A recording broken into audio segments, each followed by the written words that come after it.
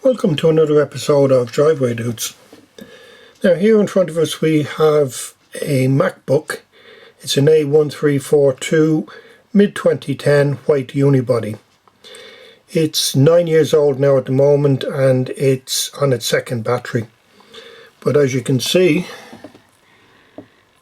it's reading 0%, and even though it's on charge, it doesn't go above 1 to 2%.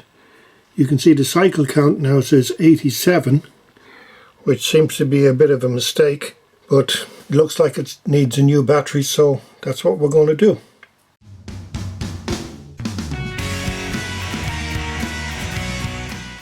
The back panel is held on with 8 screws.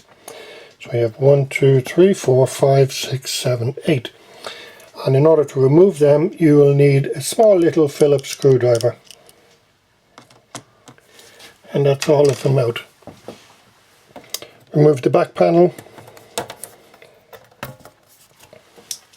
And here you have your battery. Now the battery is held in with, again, 3 small little Phillips screws. 1, 2, 3. And 3 other screws up here. They're called TP or Y type screws. Now they're like Phillips screws, but instead of having the 4 little wings on a Phillips, there's only 3 on these.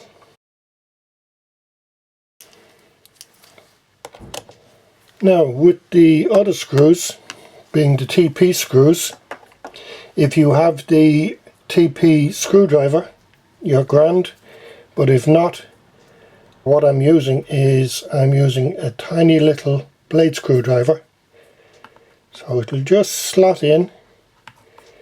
Next stage is the power lead from the battery to the board. Now be very careful, try not to touch the board, but what you can do is you can just get your nails in underneath each side and pry it up and off. On the battery there's a little tab, so lift the battery and then slide it. This is the replacement battery. It's exactly the same apart from one thing. 1, 2, 3, and at the top you have 1, 2, but there's a blank there. Shouldn't cause a problem. So what we do then is just put it in at an angle, drop it down into place, and then connect the little power lead, and now you can tighten down.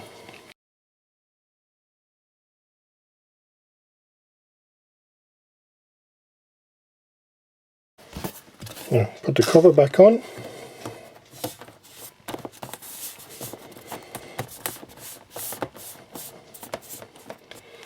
Now the same situation is when you're putting the screws in. Just put them so that the thread is catching but not tight. With all the screws in place and you're ready to tighten down. There is a sequence to this. You may see online, you take off the back panel, you put it back on. Now because it's a plastic panel, if you don't put it on correctly, it's going to deform. So the best thing to do is just to hold your hand, press it down in the middle, and then say go for this one down here. Tighten that down. Go to the next one. Tighten it down. And then move up to the top and do the same up the top. Tighten down, press on the panel, tighten down. Now you have the center ones tightened, because what happens is if you tighten the outside ones first and it's out of line, you can actually get a bulge in the center.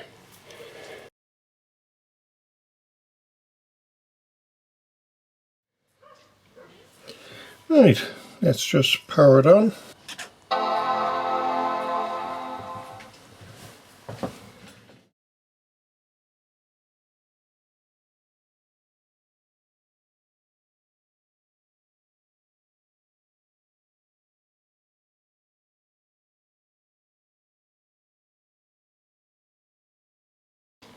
So boot it up, and there you can see it's reading 44%.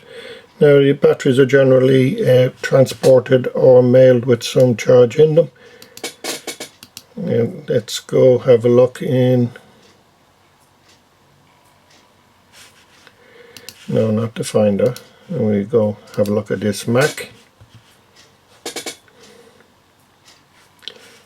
System report, let's bring it up, power, and you can see cycle count is now reading 4, which means that it was probably tested prior to shipping, and it looks good.